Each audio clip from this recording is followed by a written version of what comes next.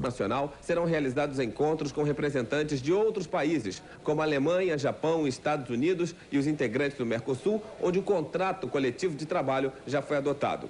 O ministro voltou a defender hoje, aqui no Rio, o fim das horas extras nas empresas, como forma de se criar mais empregos no país. Ele falou também da extinção do Fundo de Garantia por Tempo de Serviço, que seria substituído pela indenização por tempo de serviço. Esta indenização seria paga no momento da demissão e seria equivalente ao tempo em que se trabalhou na empresa. A partir de outubro, Walter Barelli começa a discutir o assunto em Brasília, num seminário sobre encargos sociais.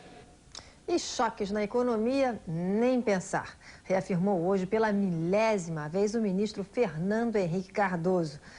Chagas, mas o ministro já admite que tem que fazer alguma coisa para baixar a inflação, algum tipo de concessão, não é mesmo?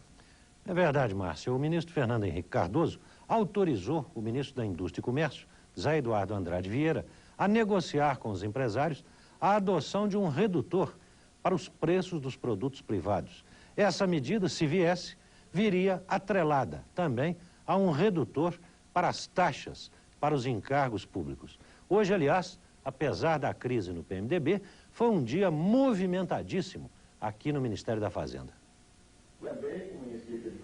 Nesta cerimônia no Ministério da Fazenda, mais 12 governadores se comprometeram a voltar a pagar o que devem à União. Com mais este acordo, o total renegociado chega aos 20 bilhões de dólares. Num discurso, o ministro Fernando Henrique Cardoso não perdeu a oportunidade para desmentir as notícias de que um pacote econômico estaria para sair a qualquer momento e chegou a ameaçar os especuladores que espalham estes boatos. Os que estiverem formando suas especulações em função de que vão poder ganhar do governo, não vão poder, porque a equipe tem competência técnica e tem total apoio do presidente da República para operar da maneira que vier a ser a mais conveniente para o país. Mas depois, em uma entrevista, o ministro admitiu que o governo está mesmo estudando a adoção de mais uma medida para o combate à inflação. Seria o uso de um redutor para as tarifas públicas e os preços em geral. Imposição não é o caminho. O que o ministro Andrade Vieira mencionou foi outra coisa, foi um esforço espontâneo para. Esse esforço para baixar preço, eu acho ótimo. Já com o sinal verde do Ministério da Fazenda, o ministro José Eduardo Vieira não perdeu tempo. Aproveitou esta reunião da Câmara Setorial do setor automotivo para começar a sondar os empresários. Ele explicou que até o percentual do redutor vai ser negociado. O governo não fará nada unilateralmente. Também durante a reunião com os empresários, o ministro José Eduardo Vieira defendeu a proposta de liberação do câmbio. O governo se retiraria do mercado e a fixação da taxa do dólar ficaria a cargo da lei da oferta e da procura. O ministro acredita que esta medida poderá atrair investimentos estrangeiros e ajudar na redução das taxas de juros. Mas ele quis deixar bem claro que esta é uma opinião pessoal dele. É porque até agora o governo só admite dar o primeiro passo nessa direção, com a unificação do câmbio, quer dizer, uma única cotação do dólar. E representantes de 50 entidades de deficientes físicos estiveram hoje no Palácio do Planalto para pedir ao presidente Itamar Franco medidas que possam melhorar a vida de pelo menos 14 milhões de pessoas. Segundo dados da Organização Mundial de Saúde, 10% dos 140 milhões de brasileiros sofrem de algum tipo de deficiência física. Hoje, um grupo de deficientes esteve com o presidente Itamar Franco no Palácio do Planalto. Foram 500 pessoas, lideradas pelo deputado Benício Tavares, presidente da Câmara Distrital e governador em exercício de Brasília. O grupo entregou um documento ao presidente pedindo o fim da discriminação contra os deficientes e pedindo também reserva de vagas nos concursos públicos e reformas arquitetônicas para facilitar a vida deles. E a decisão do PMDB de continuar apoiando o governo ainda é notícia esta noite. Nós vamos agora ao Palácio do Planalto com as notícias de Luiz Carlos Pinto ao vivo. Boa noite, Luiz Carlos. Boa noite, Chagas. O presidente Itamar já conversou agora à noite sobre a decisão do PMDB com o líder Pedro Simon e com os ministros Antônio Brito, da Previdência, e Alberto Goldman, dos Transportes. Amanhã à tarde, às 3h30, o presidente Itamar vai receber aqui no Palácio o deputado Luiz Henrique, presidente do PMDB, e os líderes do partido. O presidente Itamar pediu que os ministros que são do PMDB estejam presentes. Só depois desse encontro, só depois dessa conversa, é que o presidente Itamar vai comentar a decisão do PMDB de continuar apoiando o governo e também as relações entre o governo e o PMDB de agora em diante. Já está certo que os ministros Antônio Brito, da Previdência, e Alberto Goldman, dos Transportes, vão continuar em seus cargos. O líder do governo, o senador Pedro Simon, continua resistindo, mas o presidente Itamar volta a conversar com ele amanhã no final da tarde e espera convencê-lo a continuar na liderança. Também amanhã pode ser decidido se o PMDB vai indicar um de seus integrantes para ocupar o Ministério da Agricultura, que antes dessa crise era ocupado pelo ministro Barros Munhoz, que tinha sido indicado pelo governador de São Paulo, Luiz Antônio Fleury. Com você, Chagas. Pois é, parece que tudo acabou em pizza. Mas, Márcia, deve ser uma pizza bem apimentada, você não acha? Eu acho. Bem apimentada e agora a pessoa tem que beber muita água, Chagas. O presidente Boris Yeltsin surpreende o mundo e dá um golpe de Estado na Rússia. Veja depois do intervalo.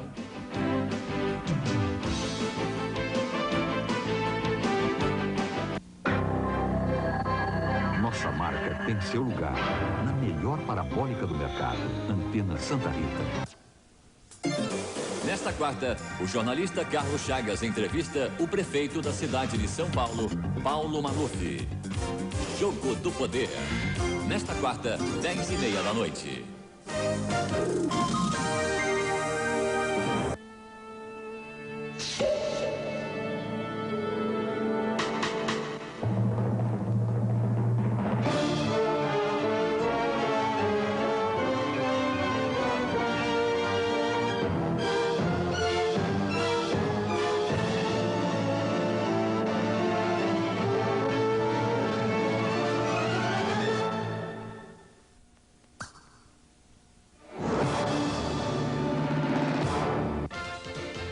Confira agora o resultado final do seu Papa Tudo cartão laranja. 03, 06, 07, 08, 10, 12, 17, 18, 20, 21, 22, 27, 30, 31, 33, 36, 37, 39, 44, 45. E agora os títulos sorteados com os prêmios extras. 334.384, 456.168, 345.268, 741.544, 766.652, 334.569, 867.112, 944.196.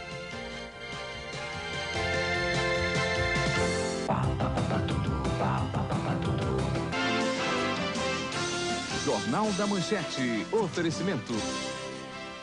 CDB e RDB Banespa. Você descansa, seu dinheiro não fica parado. Dupont. Por uma vida melhor.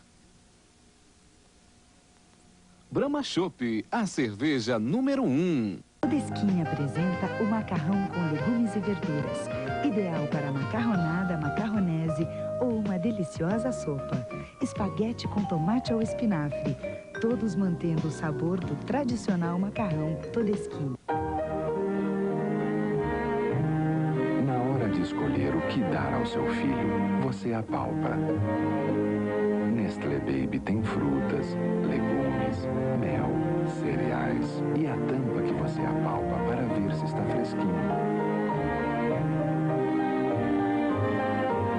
Nestlé Baby é tão natural que você também apalpa na hora de comprar. Nestlé Baby, o melhor depois de você. Os dentistas recomendam que você troque a escova de dentes a cada 2 ou 3 meses. E para você se lembrar disso, a Indicator da Oral-B tem cor azul nas cerdas que vai desaparecendo à medida que a escova se desgasta. Oral-B, a marca mais usada pelos dentistas.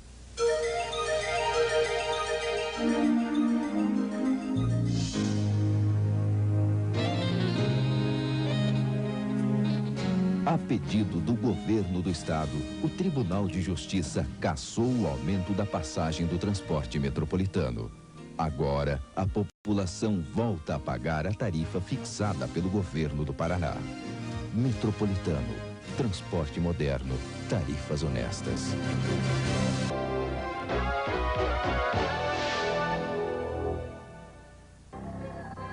Nossa marca tem seu lugar na melhor parabólica do mercado, Antena Santa Rita.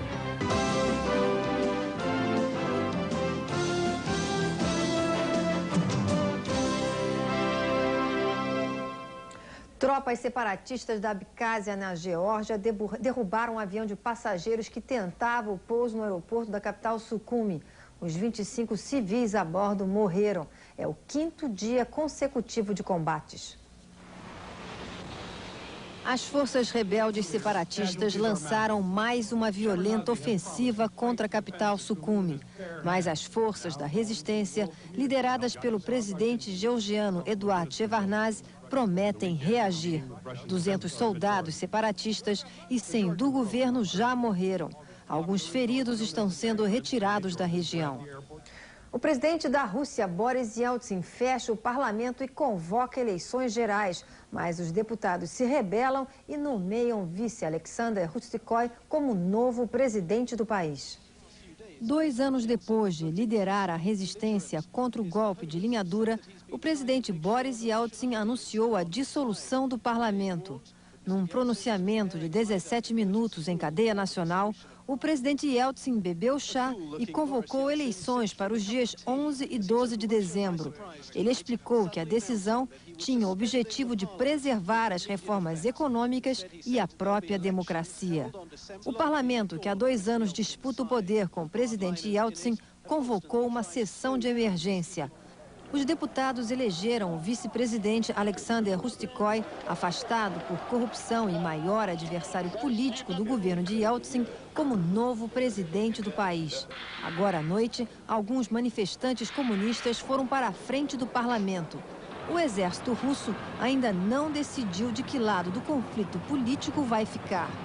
Mas algumas tropas pró-Yeltsin começam a chegar no parlamento. Nos Estados Unidos, a primeira reação do presidente Clinton foi dar uma risada. Logo depois, ele disse que apoia o presidente Yeltsin.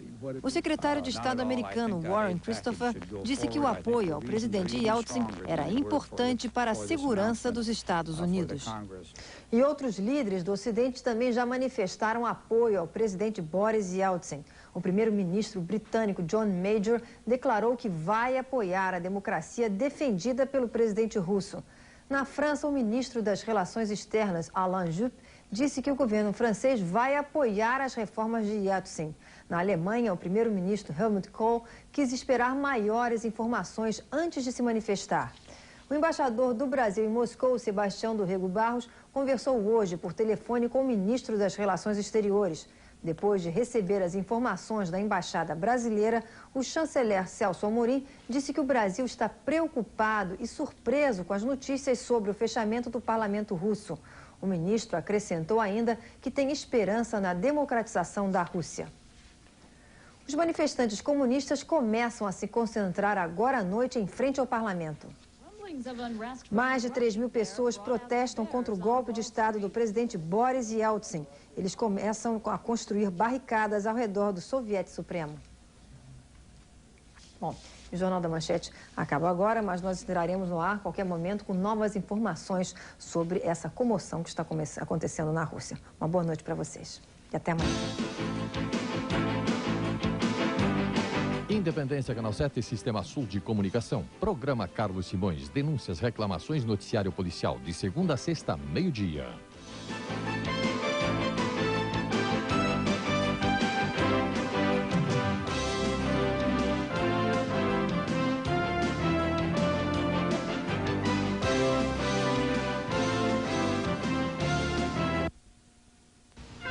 O colégio estadual será reinaugurado com uma semana de festas. Vai ter folclore, teatro, barracas típicas, orquestras, aqualoucos e jogos colegiais. Venha participar. Paraná, ensino público de primeiro mundo.